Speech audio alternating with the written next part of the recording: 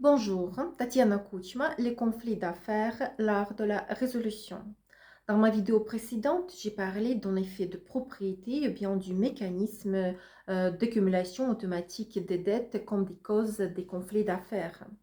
Et aujourd'hui, j'ai un cas d'entreprise pour vous et un conseil comment on peut créer une combinaison des moyens juridiques et non juridiques de la résolution des conflits d'affaires. Une entreprise de haute technologie créée il y a 15 ou 20 ans par un partenaire fondateur avec une participation progressive de deux autres partenaires. Un partenaire investisseur qui a acheté une part et investi de l'argent, et un partenaire salarié qui a acheté une part au prix conditionnel en raison de ses talents et ses mérites en matière de développement des produits de haute technologie de cette entreprise.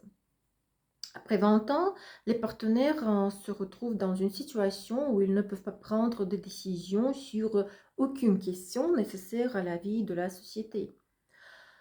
Euh, un partenaire investisseur n'accepte pas des propositions ou bien des décisions des deux autres partenaires.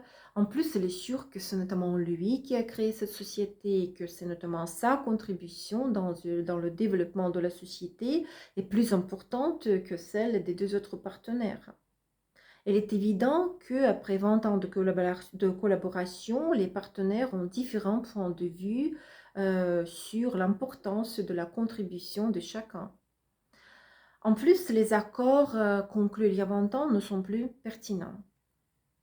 Les partenaires, un partenaire investisseur et un partenaire fondateur, ont essayé de vendre ses parts dans cette société et ainsi sortir de cette relation toxique. Mais il s'avère que ce n'est pas économiquement rentable.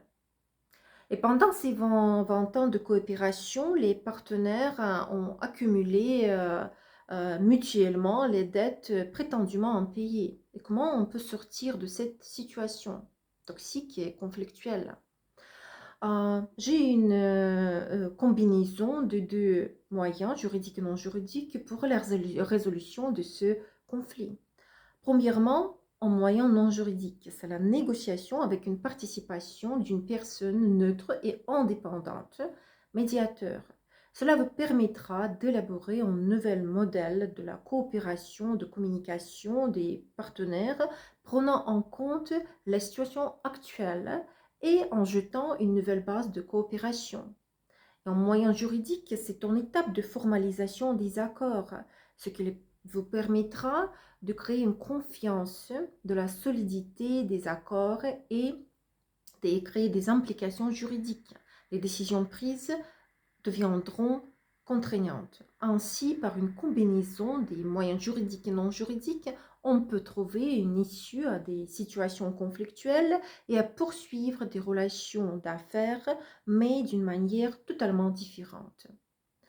Dans ma vidéo suivante, j'expliquerai qu'est-ce qu'il faut faire pour s'assurer que les partenaires dans ce cas ne se retournent pas en zone de conflit après un certain temps. Soyez plus efficace pour atteindre vos objectifs et à bientôt.